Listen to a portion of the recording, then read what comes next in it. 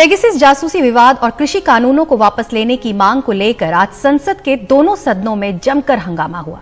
हाल ये रहा कि राज्यसभा में पेगासस पर बयान देने आए आईटी मंत्री अश्विनी वैष्णव के हाथ से टीएमसी सांसदों ने बयान छीन लिया और सभापति की ओर उछाल दिया।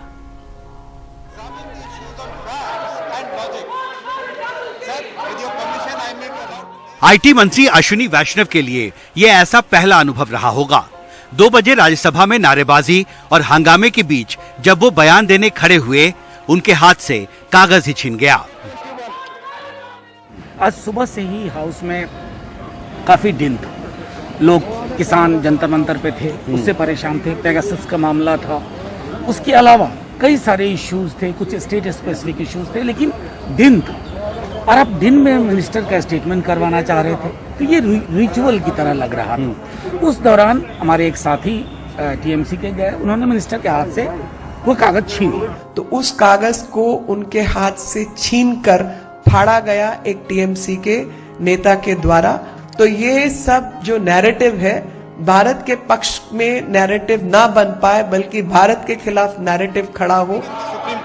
विपक्षी दलों के हंगामे के बीच आईटी मंत्री ने अपना बयान टेबल कर दिया। कहा, जिस कंपनी की टेक्नोलॉजी का इस्तेमाल किया गया, उसने इन दावों को गलत बताया है। रिपोर्ट छापने वालों ने कहा है कि सभी नंबरों की जासूसी हुई, ये नहीं कहा जा सकता।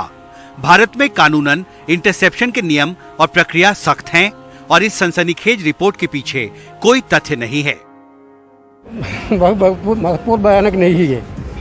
Actually incorrect statement, misleading statement. Lok Sabha और राज्यसभा में हंगामा नए कृषि कानूनों को लेकर भी हुआ। कई विपक्षी दलों ने नए कृषि कानूनों को वापस लेने की मांग की।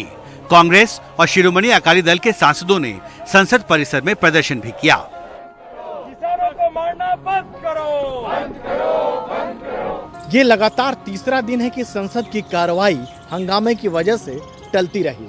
मुद्दे बदल रहे हैं पर रुख वही है। बात चाहे पेगासस जासूसी की हो या फिर किसानों के आंदोलन की, संसद में टकराव लगातार जारी है। मैं पहले ही दरखास्त किए हैं सुबह कि किसानों पे लाठियों की बरसात ना हो, पानी की बौछार ना हो और आंसू गैस की बम न फेंका जाए।